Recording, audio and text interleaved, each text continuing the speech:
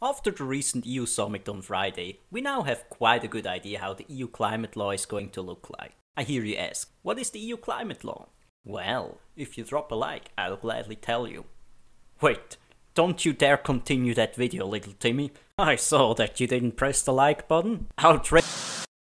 Yeah, so where was I? Oh, the EU climate law, right. So in short, the EU climate law is a set of binding rules for each member state by which they are obligated to reduce their GHG emissions by a certain percentage compared to 1990. Now this legislation, this EU climate law, is one of the hard pieces of the European Green Deal, which is a policy initiative launched by the EU with the goal of kind of making the whole region more sustainable. As of today, the EU climate law still has not been passed, but as I said, since last Friday all the member states have agreed on kind of the center points of the law, so now we have quite a good idea how it's gonna look in its final form, even though theoretically the EU legislative process still needs to happen. Okay, so I'll quickly summarize the center points of the law. So in Article 2 and 3, they set binding targets for all member states to reduce their CO2 emissions by 2030 by 55% compared to 1990. By 2050, the EU is supposed to be emissions neutral, which is quite a big deal. But here we are already in the nitty-gritty of the policy details, because the word binding in the EU usually gets stretched more than anything else. Which means the EU really cannot do anything if after 10 years, for example, it turns out a member state does not really comply with the regulation enough.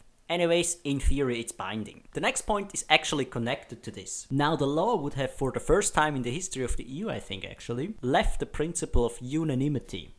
Unanimity. And the majority of member states would have been able to declare additional measures binding for all member states. Now this would have been huge of course, but Poland, Romania and Hungary were able to scrap this from the agenda. As far as I can see, the Commission can still set binding trajectories, well, quote-unquote binding, in Article 3, but these binding trajectories go for the whole EU region, which is kind of pointless if you think about it, if only some countries are not abiding by the rules.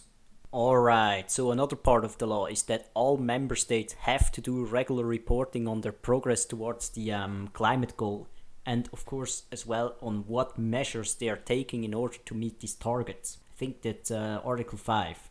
This will be reviewed by the EU, which theoretically could force them to do additional measures, but let's be real, they have no power here. In its current form, I think the law speaks that the EU can take the, quote, necessary measures in accordance with the treaties, end quote, which basically means they can't do anything. So yeah, these are the core points of the law. And after the summit on Friday, as I said, it still needs to go through the EU legislative process, but as all the individual states have already agreed on these rules, I don't expect it to change a lot. So let's ask the big question. Taking everything into account, is it a good thing, a bad thing, or something in between? I'd say it's a step in the right direction. I mean, there are no enforcement mechanisms, so this is a huge problem, don't get me wrong. And how are they going to make sure all members are going to comply with this regulation? But however, we have to remember this is only one part of the Green Deal legislation. Now, another part of the Green New Deal will consist in huge monetary payouts to smaller, poorer EU countries.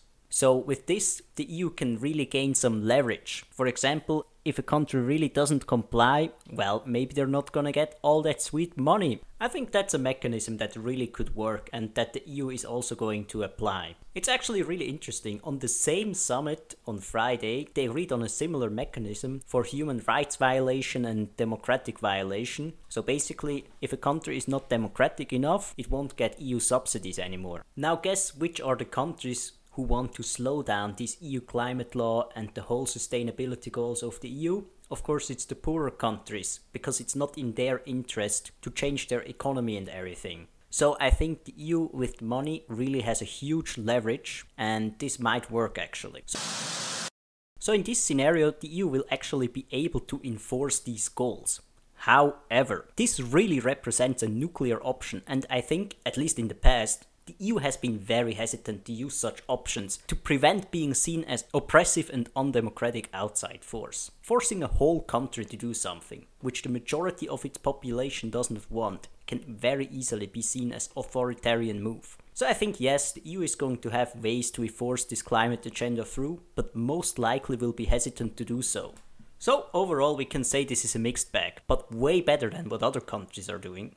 Some time ago I covered the plans of the candidate Joe Biden, who is now president-elect. I mean, Trump has his mental problems or whatever, but let's be real, Biden is the president-elect. His plans are very ambitious and might be on a similar level as the EU plans are now, but they're already getting watered down. So we have to wait and see what will be implemented over there in the end. And I mean, don't get me started on other countries. China is doing nothing, Russia is doing nothing, Saudi Arabia is doing nothing, and they have so much money. So the EU really is on the forefront here. I mean, there are some Pacific islands or whatever, island states who are already carbon neutral, which is great, don't get me wrong, but the big countries, the big regions, most of them are not doing anything. So yeah, that was it. I hope I was able to help you with your school project or university lecture or work assignment or whatever. And if you're just interested in that topic and have no professional reason to view this video, what the hell are you doing?